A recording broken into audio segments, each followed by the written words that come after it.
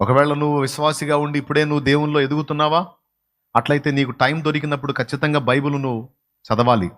కష్టపడి పని చేసుకుంటా ఆ పని టైం అయిపోయిన తర్వాత, ఎందుకంటే నువ్వు దేవుని సేవ కొరకు చేయాలి, దేవుని కొరకు బ్రతకాలి, నేను దేవుని సేవ కొరకు సిద్ధపడాలనే ఆలోచన నీకుంది కనుక దానికి ముందు దేవుని వాక్య ధ్యానం, దేవునితో గడపటం అనేది చాలా ముఖ్యం. చేయాలి, నాకు ఆ పిలుపు ఉంది, ఆ ఏర్పాటు ఉంది, ఆ దర్శనం ఉంది, అయితే తర్వాత చూద్దాం అని ఏదో ఒక అధ్యాయం 2 అధ్యాయాలు చదువుకొని టైంపాస్ చేస్తా ఉన్నావా?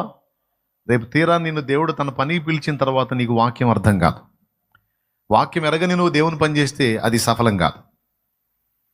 కాబట్టి నువ్వు దేవుని పని చేయాలి అంటే నీకు దేవుడిచ్చినటువంటి టైంని సద్వినియోగం చేసుకొని నువ్వు బైబిల్ని ధ్యానం చేయాలి.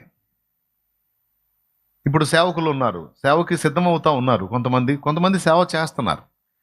కొంతమందికి టైం వెసులుబాటు ఉంది. ఈ వెసులుబాటులో సిద్ధాంతపరమైన విషయాలు, అలాగే ఆత్మ సంబంధమైన విషయాలు, సువార్త సంబంధమైన విషయాలు, అన్యులకు చెప్పే విషయాలు అన్నిటిని కూడా కొంచెం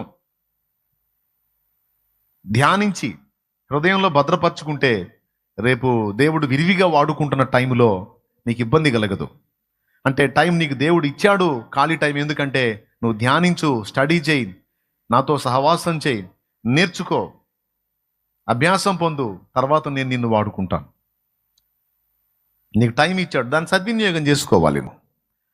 అంతేగాని ఇప్పుడు దేవుడు నీకు టైం ఇస్తే ఈ టైంని నువ్వు సెల్ ఫోన్లో వేరే రీల్స్ చూసుకుంటా, లేకపోతే ఇన్స్టాగ్రామ్ చూసుకుంటా, లేకపోతే ఇంకొకటి చూసుకుంటా నీకు దేవుడిచ్చిన మంచి టైంని నువ్వు పాడు చేసుకుంటే తీరా నువ్వు రేపు ఫీల్డ్లోకి వెళ్ళిన తర్వాత నీకేం తెలియదు.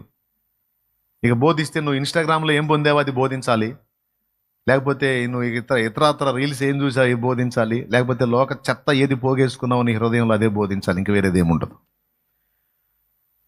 దేవుడు నీకు టైం ఇచ్చాడు, ఖాళీ టైం ఇచ్చాడు. కొంతమంది నన్ను సేవకు పిలిచాడు వాడుకోవట్లేదు. ఏంటంటే దేవుడు నీకు సేవకు పిలిచాడు, ప్రతిష్ఠించాడు, ఖాళీ టైం ఎందుకు ఇచ్చాడంటే సిద్ధపడరా బాబు అని.